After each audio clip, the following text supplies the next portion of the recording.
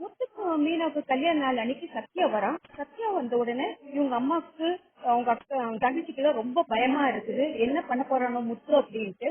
ஆனா சத்யா வந்து நான் உழைச்சு சம்பாதிச்ச காசுல முத்துக்கும் எங்க மாமாவுக்கும் எங்க அக்காவுக்கும் ட்ரெஸ் வாங்கிட்டு வந்துட்டு இருக்கேன் அப்படின்னு சொல்றான். நான் உழைச்சு சுயமா சம்பாதிச்ச காசு அப்படின்றான். இவ கைய பிடிக்கிறா, மீனா எங்க திரும்ப தகராறு பண்ணிட்டு போறானோ கைய பிடிக்கிறா. ஆனா முத்து அவ பிடிச்ச ட்ரெஸ் வாங்கிக்கிறான். எல்லாரும் முன்னாடியும் தன்னுடைய மாமியார் குடும்பத்தை அவமானப்படுத்த கூடாதுன்றதுக்காக ட்ரெஸ் வாங்கிட்டு தன்னுடைய சட்டை கைட்டு அந்த சட்டை போடுறான். முத்து இந்த ட்ரெஸ் நல்லா இருக்குதா அப்படின்ட்டு அவங்க அப்பாட்ட கேட்கறான். அவங்க அப்பா ரொம்ப சூப்பரா இருக்குதா அப்படின்றாங்க. மீனா அப்போ கையில மாலை வச்சிருக்கான். கூட அந்த மாலையன்ட்டு ரெண்டு பேரும் இத்தனை பண்ணீங்களே மாலை வாங்க தெரிஞ்சுச்சா, எங்க மச்சானுக்கு தான் தெரியுது அப்படின்ட்டு அவங்க ரெண்டு பேரும் மாலையும் மாத்திக்கிறாங்க. இவங்களுக்கு ரொம்ப சந்தோஷமாயிடுச்சு. வெளியில வந்துட்டு சத்தியிட்ட சொல்றான், நீங்க சித்திக்கிட்ட சேராம இருக்கிறவர்ல நீ ரொம்ப நல்ல பையன் தான், ஒரு கையும் உடைச்சிட்டு ஒரு காலையும் உடைச்சிக்கணும், இனிமே கொஞ்சம் படிச்சு ஒழுங்கா இருக்கிறத பாரு அப்படின்னு சொல்லிட்டு முத்து அவனை அனுப்பிடுறான். பாட்டி வந்து இது மாதிரி அவனுக்கு சுத்தி போடணும், நிறைய கண் திருஷ்டி இருக்கும் முத்துக்கும் மீனாக்கும் அப்படின்னு சொல்றாங்க.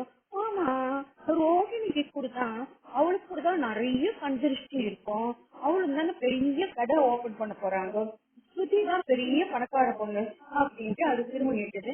இதுல கூட தண்ணி அவங்களை விட மாட்டியா அப்படின்னு சொல்றான். அவங்க அப்பா ஆமா ஆமா அப்படின்ற.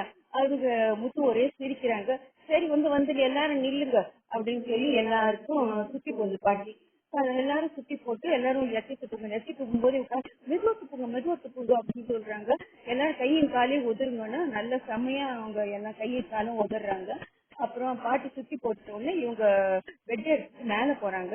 அப்ப பாட்டி சொல்லுது, அவங்களுக்கு மட்டும் ரூம் இல்லடா, இது ரொம்ப ரொம்ப கஷ்டமா இருக்குதுடா அப்படின்னு சொல்றாங்க. அப்போ சுத்தி சொல்ற, என் ரூம் அவங்களுக்கு இன்னைக்கு கொடுத்துடுறேன், ஏன்னா அவங்களுக்கு அனிவர்சரி, என் ரூம் எனக்கு கொடுத்துடுறேன் சுத்தி, உனக்கு கஷ்டம் இருக்காது இல்ல ரவி சொல்றான். எனக்கு ஒன்னும் கஷ்டம் இருக்காது, நாம இன்னைக்கு மாடியில படுத்துக்கலாம் அப்படின்னு சொல்லும்போது 10க்கு 10 ரூமோட எனக்கு நிலா வெளிச்சத்துல நல்லா படுத்துக்கிட்டு தான் எனக்கு பிடிக்கும் இல்ல மீனா அப்படின்றா. அவளு மீனாவும் ஆமா அப்படிங்கிறா. அப்புறமா இவங்க ரெண்டு பேரும் மேல போயிடுறாங்க. அப்ப சுத்தி ஒரு டென்ட் ஒரு சின்ன குட்டி டென்ட் எடுத்து கொடுக்குறா. அதான் டென்ட் அதை எடுத்து கொடுக்குறா. அதை எடுத்துட்டு இவங்க மேல போறாங்க. ஒரே அன்று வந்ததுமா அதே நீலா, அவ ஒரே கலாய்க்கிறான். சரியா இருக்குது இன்னைக்கு சிறகடிக்க ஆசை. அந்த மாதிரி அன்னைக்கும் வந்ததும் அதே நிலா தான், இன்னைக்கு வந்ததும் அதே நிலா தான். ஆனா அமாவாசை இன்னைக்கு அப்படின்ற, அமாவாசை அன்னைக்கு தான் நீதான் நல்லா மாதிரி இருக்கேன்ட்டு அவங்க டென்ட்டுக்குள்ள இன்னைக்குதான் படுக்கிறாங்க. ஒரு வருஷத்துக்கு அப்புறம் இன்னைக்குதான் அவங்க டென்ட்டுக்குள்ள படுக்கிறாங்க. இப்போ அவங்க ரொம்ப ஹாப்பியா சந்தோஷமா இருக்கிறாங்க.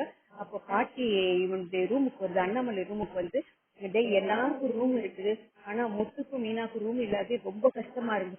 அதுதான் சுஜி அம்மா சொன்னாங்க, ரூம் கட்டி தரேன். நம்ம வீட்டுல அவங்களுக்கு ரூம் கட்டுறதுக்கு என்ன இருக்குது, அவங்க நம்ம வீட்டுல கட்டின மரியாதையா இருக்குமா நம்மளுக்கு அப்படின்னு.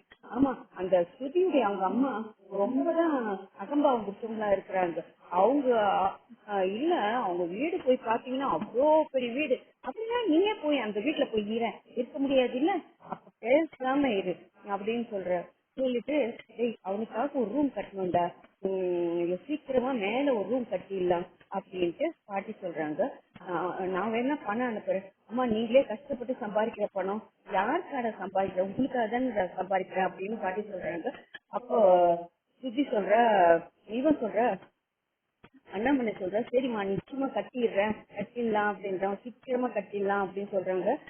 எல்லாத்தையும் நான் சொல்றேன் அப்படின்னாங்க. அடுத்த நாள் சொல்றாங்க, இவங்களையும் கூப்பிட்டு 2 மருமகளையும் கூப்பிட்டு 1 மாசம் நீங்க மேல படுத்துக்கணும், 1 மாசம் அவங்க மேல படுத்துக்கணும், அப்புறம் 1 மாசம் இவங்க மேல படுத்துக்கணும்ன்ற மாதிரி ஒரு இது போடுறாங்க. மனோஜ் ஓடுறான், ஏய் வெளியில வா அப்படின்ட்டு, ஓடி போனவனே வெளியில வா அப்படின்ட்டு முத்து கலாய்க்கிறான். உடனே அவன் வெளியில வரான். இப்ப இந்த டிசிஷன் போயிட்டு இருக்குது.